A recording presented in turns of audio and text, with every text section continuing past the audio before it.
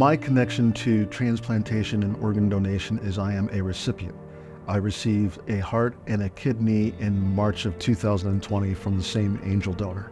Finding out I needed to be listing for a transplant was pretty stressful, as you can imagine. I had just returned from a trip to see a band, and I got back after a few days in the hospital. That was the first time I went into AFib. I'd already had a couple of heart attacks. So we did a couple of tests. They took me in for a right heart cath, came back, told me that I needed to do testing for heart transplant and kidney transplant. So I had been in the hospital for a little over 2 weeks waiting for transplant, and that was quite nerve-wracking, as you can imagine. And then one morning they came in and they told me that they had a match, and that if I was willing to sign consent, that evening I would actually have my heart transplant.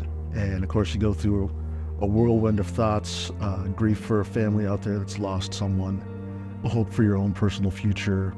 How are you going to contact all of your friends and family and let them know, what's going to happen, what's going to be the end result? Are you going to make it through the surgery? How are you going to feel after the surgery? There's a lot of thoughts that happen all at once. After receiving my transplant a few years ago, I'm actually doing much better. I'm not short of breath.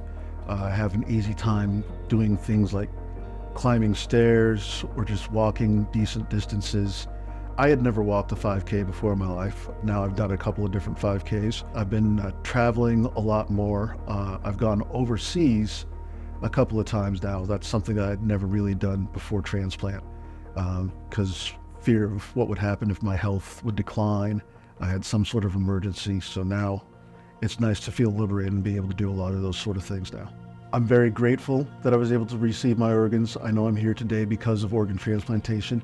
I encourage anyone who registers to be an organ, eye, or tissue donor to also make sure they tell their loved ones and those who might be in that position, should something terrible and tragic happen where they're in that position, to decide, because that's one less stressor in them at that horrible moment in life. I wouldn't be here if my donor had not let her mom know that she wanted to be an organ donor.